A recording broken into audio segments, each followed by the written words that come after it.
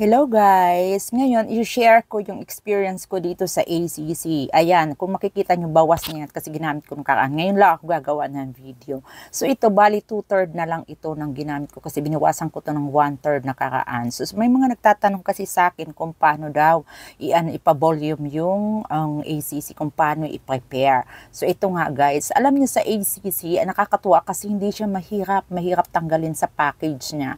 Kumbaga hindi siya masyadong madikit. Madulas siya at kumbaga oily siya kaya madali siyang tanggalin. Ito nga, sa pag-prepare naman guys, ayan, kailangan lang natin i-whip ng maigi yung ACC para wala bang buo-buo kasi doon manggagaling yung aftertaste yung sa mga buo-buo. So, i-whip lang natin siya ng maigi at the same time, pag i-scrape natin paminsan-minsan kasi may mga parts na hindi naaabot ng whisk dyan sa loob ng mixer. So, ayan, baliktarin natin.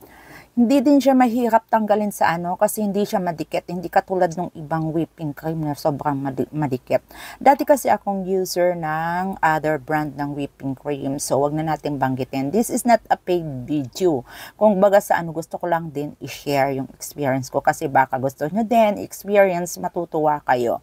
So, ayan nga guys, after natin i-scrape, paikutin ulit natin, i-mix natin ulit. So, baga, i-whisk natin ulit siya hanggang sa makita natin na medyo nag-okay na siya kasi kailangan pantay, tsaka makita natin siyang puti na. Ayan, kung mapapansin, medyo nag-lighten na, wala na siyang yung yellow whisk. Kasi kung napansin nyo din yung una, yung niya is yellow. Hindi din siya mahirap i-scrape sa loob ng mixer kasi talagang siya oily. Kaya nakakatuwa siyang gamitin. So, ayan.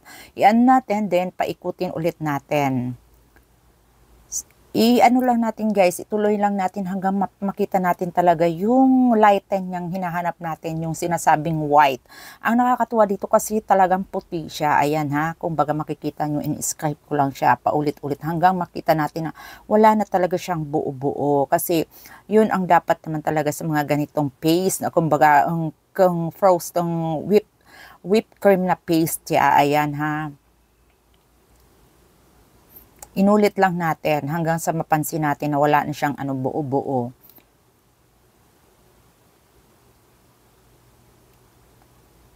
Ayan, kumbaga mapapansin nyo medyo na talaga siya, nag-lighten. So dito sa mapansin nyo din na maputing-puti siya. Ang ganda niya tingnan talaga. Saka ang bango niya, iba yung amoy niya compared doon sa ibang whipping cream. Ayan, inulit-kulit siya. Almost pang-4 na siya o pang-5 kung mapapansin ninyo. So this time guys, medyo okay na siya. So siguro time na para anuhan natin siya ng water. So ang ginamit ko dito is cold water lang. Yung iba gumagamit ng with ice. Pero sa akin naman cold water lang. So nag-prepare ako ng almost 1.5 cup ng water para gamitin ko dito. Cold water lang natin. Simutin natin kasi medyo talagang mahal yung whipping cream na ito. So kailangan sinisimot natin. Ayan kung napansin nyo guys, ready na siyang lagyan ng water. So ayan na, unti-unti lang yung paglagay ng water na alam natin hindi mabibigla yung whipping cream. Ang speed pala ng ko is nasa medium speed lang siya. Mamaya na tayo mag-high speed pag medyo naibus natin lahat yung tubig.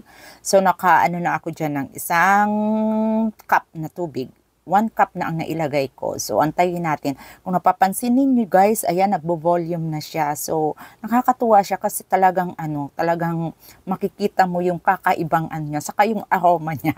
Talaga na ako doon sa amoy niya kasi ang sarap niya. Saka yung taste niya is parang ice cream talaga. Ayan, yan guys, kahit malambot pa siya, kumbaga hindi pa talaga siya stable masyado, binabaliktad ko yan kasi yung sa ilalim niya, talagang ini-scrape ko na kailangan pantay yung pagkakawis niya. Kung mapapansin nyo guys, ayan, nagbo-volume na siya, halos maabot na niya yung sa taas ng whisk ko. Talagang nakakagulat siya at nakakatuwa siyang gamitin. At super white din siya talaga. Kaya kumbaga bagay na bagay gamitin sa mga wedding cake. Ayan. Kumbaga i-scrape ulit natin. Talagang kinaano ko yung sa ilalim niyan kasi hindi inaabot ng whisk minsan. Ayan, magpa-final na tayo. I-high speed ko na siya guys. Ayan, naka-high speed na siya niyan. So, parang pang-finalize natin yan. Pang-final na natin. Kung mapapansin nyo, halos mapuno na yung, yung mixer bowl. Ayan ha.